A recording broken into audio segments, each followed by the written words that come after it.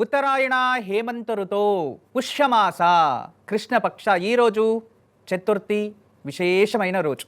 ఈరోజు ప్రస్తుతం మఖా నక్షత్రం, మాధ్యానేషు మధ్యాహ్నం తర్వాత పుబ్బా నక్షత్రం ఉంటుంది.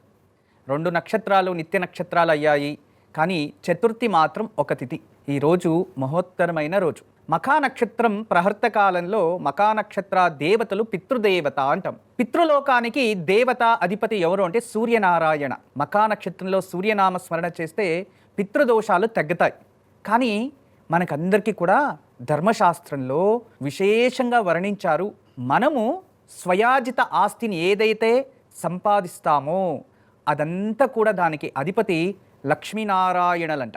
మీరు కష్టపడి సంపాదించేది లక్ష్మీనారాయణ అధీనం, లక్ష్మీనారాయణ అనుగ్రహం, వాళ్ళు దానికి అధిపతి. ఏదైతే పిత్రాజిత ఆస్తి, పూర్వీకుల ఆస్తి, ఆ రుణానుబంధ రూపంగా వచ్చే ఏ ఆస్తి అయినా దానికి ధనేశ్వర అని, అంటే ఈశ్వరుడు ధనరూపాన్ని ధరిస్తాడు, అతను అధిపతి అని ధర్మశాస్త్రం. అందువలన ఈరోజు మన పూర్వీకులు పిత్రాజిత ఆస్తిలో ఏదైనా సమస్యలున్నా, వాటిని పొందాలన్నా, అనుభవం చెందాలన్నా, మరియు తల్లిదండ్రుల ఆస్తి, అధికారం, హక్కు మనం అనుభవించాలన్నా, వాళ్ళు రుణం అంటే వాళ్ళ పుణ్యఫలాన్ని మనం అనుభవించాలన్నా ధనేశ్వరాయ నమః అనే నామాన్ని జపించాలి. అందువలన ఈరోజు మనం అందరూ కూడా ఓం ధనేశ్వరాయ నమః అనే నామాన్ని జపించి పితృదేవతల ఆశీస్సులతో పాటు వాళ్ళ పుణ్యఫలాన్ని, అదే విధానంగా తల్లిదండ్రుల ఆస్తులు ఏదైనా గొడవలు ఉంటే దాని విముక్తి చెందడానికి ఈ నామం సహకరిస్తూ ఉంటుంది. అంటే పిత్రాజిత ఆస్తి అనుభూతి చెందడానికి వాళ్ళ ఆశీస్సుల కోసం ధనేశ్వరాయ నమః అనే నామాన్ని జపిద్దాం. ఇదే ఈరోజు మంత్రబలం. ఈరోజు మీకు అందరికీ కూడా ఈ నీతి సూత్రాన్ని అర్థం చేసుకోండి. మనమందరూ కూడా ముఖంలో కుంకుమ పెట్టుకుంటూ ఉంటాము, గంధాన్ని ధరిస్తూ ఉంటాము, పుండ్రా ధరిస్తూ ఉంటాము, విభూది ధరిస్తూ ఉంటాం. బ్రహ్మతత్వం 2 ఇచ్ఛాశక్తి, క్రియాశక్తి బ్రహ్మతత్వాన్ని గోచరిస్తూ ఉంటుంది. అంటే మనం లలాటంలో ఇక్కడ 2 పట్టెలు అంటాం, చూసుకోండి. ఇలా 2 విధాలుగా ఇలా ధరిస్తే బ్రహ్మతత్వము అంటాం. బ్రహ్మతత్వం అహం బ్రహ్మాస్మి అనేవారు, ఆ బ్రహ్మత్వాన్ని పొందిన వారు లలాటంలో గంధంతో కానీ భస్మంతో కానీ 2 మాత్రమే ఇలా పెడతారు. మీరు ఎప్పుడైనా హగోరాలని చూసి ఉంటే, హగోర తత్వాన్ని తెలుసుకో ఉంటే, హగోరాల్లో కాస్త కొన్ని రోజులు ప్రయాణం చేసి ఉంటే, వాళ్ళు లలాటంలో తిలకాన్ని ధరించేటప్పుడు కేవలం ఈ 2 వేళ్లతో తిలకాన్ని ఇలా తీసి ఇక్కడి నుంచి ఇక్కడి వరకు రాసి తర్వాత ఇలా పెట్టేవారు. దాని అర్థం నయనేషు విష్ణు మరియు లక్ష్మీ రూపం, నయనంలో ఉంటారు అని అర్థం. తర్వాత ఇక్కడ బ్రహ్మతత్వం 2 ఉంటాయి. ఇక 2 విష్ణు, మన లాలన పాలన అంతా ఆయనే చూసుకునేది. వాళ్ళు విష్ణుతత్వం వాళ్ళు 3 ఇలా అయినా, అంటే విష్ణు పాదాలు మధ్యలో విష్ణు రూపము అంటే ఆత్మబలము అని అర్థం. మహావిష్ణు ఇక్కడ ఉంటారు. తర్వాత 2 పాదాలు. నేను మనొక గురువుని కలిస్తే ఆ గురుగారు చెప్పారు, నేను గంధంలో అప్పుడప్పుడు లలాటంలో పుండ్రని వేసుకుంటూ ఉంటాను, మీరు చూసే ఉంటారు. ఆ పుండ్రను చూసి, ఏంటయ్యా శ్రీదేవి భూదేవి నారాయణే ఉన్నాడు నీ ముఖంలో అన్నారు. నా ముఖంలో శ్రీదేవి భూదేవి ఎవరు గురుగారు అన్నా. అప్పుడు వాళ్ళు అన్నారు, 2 నయనాలు శ్రీదేవి భూదేవి, 3వ నయనము నారాయణుడు అన్నారు. అప్పుడు 3 నయనాలు ఓకే. అప్పుడు నాకు అర్థమైంది, అంటే ఆధ్యాత్మిక భాషలో పరిపరి విధానంగా అర్థమవుతాయి, జ్ఞానానికి తగినట్టుగానే అర్థమవుతుంది. ఆధ్యాత్మికం అంటే అలా ఉంటుంది. అదే విధానంగా విష్ణు పాదాలు మధ్యలో విష్ణుహు అని, అంటే విష్ణు తత్వము విష్ణు రూపము అని. అదే విధానంగా 3 ఇలా, లేదంటే 3 ఇలా ధరిస్తారు. ఎవరు? శివతత్వం వారు 3 ఇలా ధరిస్తారు. అంటే సృష్టికి ప్రతీక రూపమైన బ్రహ్మతత్వంలో ఉన్నవారు లలాటంలో 2 వేళ్లలో ఇలా గంధాన్ని కానీ భస్మాన్ని కానీ లేపించుకుంటారు. తర్వాత విష్ణు భక్తులు 3 లేపించుకుంటారు. శివభక్తులు కూడా ఇచ్ఛాశక్తి, క్రియాశక్తి, జ్ఞానశక్తి అంటూ ఇలా 3 పట్టెలుగా వాళ్ళు రాసుకుంటారు. ఇలా 3 ఉంటాయి. అంటే గుర్తుపెట్టుకోండి, బ్రహ్మతత్వం, విష్ణుతత్వం, శివతత్వం. శివతత్వం లయకారకుడు అని, అంటే సృష్టికర్త లయ. ముగ్గురికి కూడా 3 రకాల పుండ్రాలు తిలకాలు ఉంటాయి. కానీ ఎవరు ఏ సమయంలో తిలకం ఎటువంటిది మనము నుదుటిపై లలాటంపై పెట్టుకున్నా దానికి ఒక శ్లోకం ఉంది, అద్భుతమైన శ్లోకం. ఆ శ్లోకాన్ని చెప్పుకొని లలాటంపై మన తిలకాన్ని పెట్టుకుంటే ఆ రోజంతా మనకి శుభమే అంటుంది. దేవుడికి తిలకాన్ని పెట్టేటప్పుడు వేరే, కానీ మనము అలంకరించుకున్నప్పుడు మనము తిలకాన్ని కానీ పుండ్రని కానీ ఏది ముఖం పైన మనము గంధం రాసుకున్నా, తిలకం పెట్టుకున్నా, ఏది రాసుకున్నా అది శోభానమాయంగా ఉంటుంది. దానికి ఒక అద్భుతమైన శక్తి వస్తుంది. దానివల్ల అన్ని శుభాలు జరుగుతాయి అని అంటుంది. అంటే శుభతిలకం ఎలా మారుతుంది? ఆ శుభతిలకం అంటే దానికి ఒక శ్లోకం ఉంది. ఆ శ్లోకం చెప్పుకొని మన లలాటంలో తిలకాన్ని పెట్టుకోవచ్చు. అందరూ ఈ శ్లోకాన్ని దయచేసి మీరు డైరీలను లేదా శ్లోకప్రదంగా చిన్నగా రాసి పెట్టుకోండి. ఎందుకంటే అది పిల్లలకు ఉపయోగపడుతుంది. మీరు పిల్లలకు ఖచ్చితంగా ఇది నేర్పించండి. వాళ్ళ జీవితాంతం వాళ్ళ పిల్లలకి నేర్పిస్తూనే ఉంటారు. ఉదయం లేస్తేనే లలాటంలో ఏ తిలకం ధరించినా అది మనస్ఫూర్తిగా పెట్టుకోవడం అలవాటు అయిపోతే వాళ్ళు దేవుడి పూజ చెయ్యకపోయినా దేవాలయానికి వెళ్ళినప్పుడైనా పెట్టుకుంటారు కదా, దానికోసమైనా మీరు నేర్పించండి అనే నా విన్నపం. శ్రీకృష్ణం శరణం మమ శ్రీరస్తు శుభమస్తునా తిలకం శోభితం పుణ్యం లలాటే కళ్యాణప్రదం. ఇది చక్కగా రాసి మీ పిల్లలకి నేర్పించండి. మీరు కూడా కంఠపాఠం చేసుకోండి.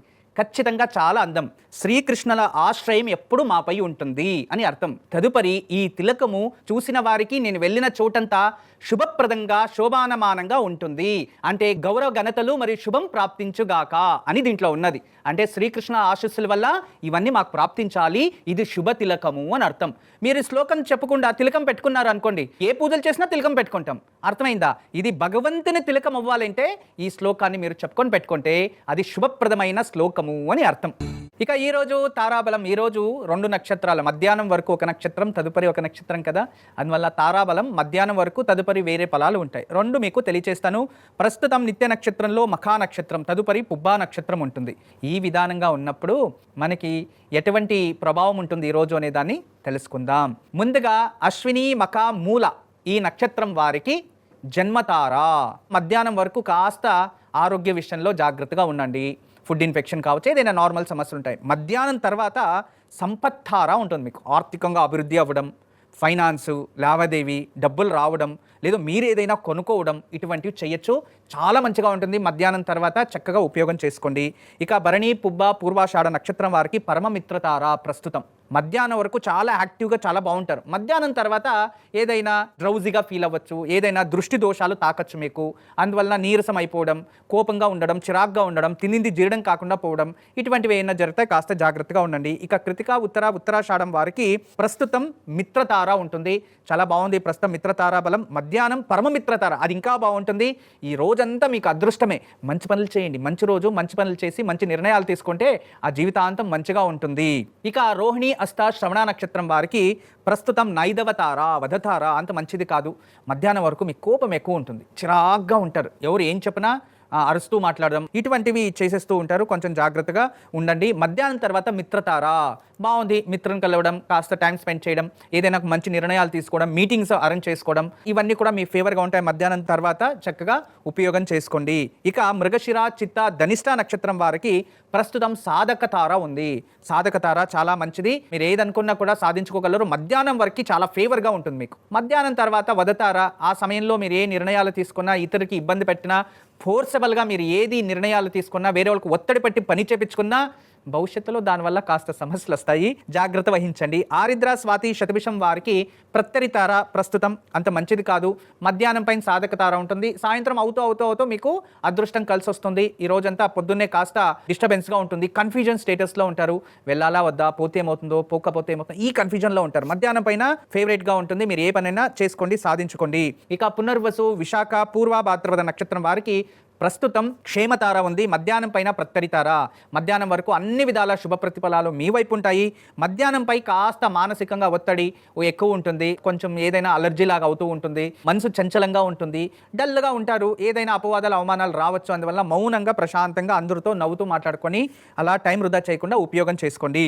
ఇక పుష్య అనురాధ ఉత్తర భాద్రపద నక్షత్రం వారికి విపత్తార. మధ్యాహ్నం వరకు అంత మంచిగా లేదు, జాగ్రత్త వహించడం మంచిది. విపత్తారలో మనం ఏ పనులు చేసినా ఆపదలు వెతుక్కొని వస్తాయి. అందువల్ల మంచిది చేయండి. చెడు ఎవరికి ఏం కోరుకున్నా మీకు దానివల్ల చెడు ప్రభావం వచ్చేస్తుంది. ఇక మధ్యాహ్నం పైన క్షేమతార. మీరు ఏదైనా ప్రయాణాలు అటువంటివి ఏదైనా చేయాలంటే మధ్యాహ్నంపై పెట్టుకుంటే మంచిది. ఏ మీటింగ్స్ పెట్టుకున్నా, ఏదైనా చేసినా మధ్యాహ్నంపై పెట్టుకోండి. ఇక ఆశ్లేష జ్యేష్ఠ రేవతి నక్షత్రం వారికి సంపద తార. ప్రస్తుతం మధ్యాహ్నం వరకు మీకు ఏవేవైతే వస్తాయో అవన్నీ మీ ఫేవరెట్. ఈ సంపద తార అనేటప్పుడు గవర్నమెంట్ జాబ్లో ఉండేవాళ్ళు జాగ్రత్తగా ఉండాలి. విపత్తారలో ఉండేటప్పుడు ఆపదలే. ఏదో ఒక ప్లాన్ ఉంటుంది దాని వెనుక. కానీ సంపత్తార ఉన్నప్పుడు అదృష్టం అని. అందువల్ల అయినంత వరకు మధ్యాహ్నం వరకు మీకు చాలా ఫేవర్గా ఉంటుంది, చాలా మంచిగా ఉంటుంది. మధ్యాహ్నం తర్వాత చేసే ఉద్యోగంలో చుట్టుపక్కల జాగ్రత్తగా ఉండండి. మీరు ఉద్యోగస్తులైనా, కూలీ కార్మికులైనా, పొలంలో పనిచేసినప్పుడైనా విపత్తార ఉన్నప్పుడు మనం ఏదైనా చెయ్యి కోసుకోవడమో, కాలు ఎక్కుకోవడమో, లేదా సర్పాలు కనబడడమో, ఏదైనా అనాహుతాలకి ఎక్కువ దారి ప్రజెంటేషన్ చూపిస్తూ ఉంటుంది. అందువల్ల కాస్త డ్రైవింగ్ చేసేటప్పుడు అంతా జాగ్రత్తగా ఉంటే మంచిది. ఇదే ఈరోజు దివ్యమైన తారాబలం. రేపు శనివారం పంచమి గడియలు ఉంటాయి, విశేషమైన రోజు. మరియు శుక్ర నక్షత్రం రేపు ఉదయాన్నే. శుక్రుడు ఆనందం మరియు ఆర్థికతకి అధిపతి అని అర్థం.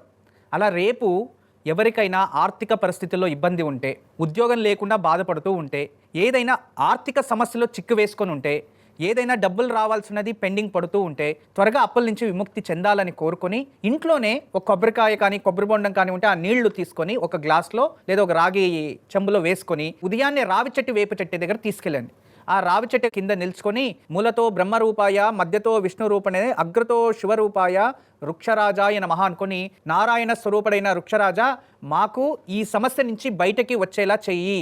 మీరు ఏమైనా కోరుకోండి, ఖచ్చితంగా జరిగే తీరుతుంది. మనస్ఫూర్తిగా కోరుకొని, నువ్వు ప్రకృతి రాజా, ప్రకృతి అంతా నీ చేతుల్లోనే ఉంది, పరిపూర్ణంగా నేను నిన్ను నమ్ముతూ ఉన్నాను, నన్ను ఈ సమస్య నుంచి బయటకు వచ్చేలా నువ్వు మార్గం చూపించు నారాయణ అని చెప్పి మహావిష్ణువుని తెలుసుకొని ఆ ఒక వృక్షానికి ఆ కొబ్బరి బొండ నీళ్ళు లేదా కొబ్బరి నీళ్ళు పోసి ఒక 5 నిమిషాలు అక్కడ కూర్చొని ఇంటికి వచ్చేయండి. ఇవన్నీ చేయడానికి అవ్వట్లేదు అంటే ఇంట్లోనే కూర్చొని చక్కగా నారాయణకి తులసి అర్చన చేసి, మహాలక్ష్మికి ఎర్రపూలతో అర్చన చేసి, అమ్మవారికి ఏదైనా తీయని ప్రసాదం నైవేద్యం పెట్టి, ఆ మహావిష్ణుకి అత్యంత ప్రియమైన చింతపండుతో తయారించిన పులిహోర, లక్ష్మికి గుడాన్నం అంటే బెల్లంతో తయారు చేసిన అన్నాన్ని నైవేద్యం పెట్టి మనస్ఫూర్తిగా ప్రార్థించండి. ఖచ్చితంగా ఆ ఆర్థిక సమస్యల నుంచి మేము బయటికి రావాలి అని కోరుకోండి, జరుగుతుంది. ఈరోజు దివ్యమైన ఆయుక్షేమం. ఈరోజు మీరు చూస్తున్నారు, ఇది తానక్కాయ. ఈ తానిక్కాయ చిన్నపిల్లలు కూడా చాలా ఉపయోగం. ఎక్కువ వేడిది ఎక్కువ ఇవ్వకూడదు. చిన్నపిల్లలు ఏదైనా కడుపు ఉబ్బరంగా ఏడుస్తూ ఉండడం, డైజెషన్ కాకుండా ఉండడం అలాంటిది ఉంటుంది కదా, అప్పుడు లైట్గా దీన్ని తీసుకొని బాగా అరగదీసు ఇంత తేనెలో కలిపి నాలుగు పైన రాసేస్తే వెంటనే వాళ్ళకి అరుగుదల పెరిగిపోతుంది. తర్వాత ఎవరైనా ఎక్కువ నీరు తాగలేదు, శరీరంలో నీటి కొరత ఉంది అనుకోండి, అప్పుడు వాళ్ళకి పైత్యము అనేది ఏర్పడుతుంది. స్కిన్ ర్యాషెస్ వస్తుంది, కొందరికి జాయింట్ పొట్టేస్తూ ఉంటాయి, ఇక్కడ ఇలా పట్టుకొనేస్తుంది, మెడ పట్టుకొనేస్తుంది, భుజాలు నొప్పులు వచ్చేస్తాయి, నీటి అంశం తక్కువైతే పొద్దున్నే కూడా కాళ్ళు చేతులు నస్తూ ఉంటాయి. అటువంటి సమయంలో వెంటనే ఇది ఒక చిటికెడు పౌడర్ తీసుకొని నీళ్ళల్లో వేసి దాన్ని సేవిస్తే ఆ జాయింట్ పెయిన్స్ అవన్నీ రిలీజ్ అయిపోతాయి. అద్భుతంగా పనిచేస్తుంది, చక్కగా ఉపయోగం చేసుకోండి. ఈరోజు దివ్యమైన యోగక్షేమం.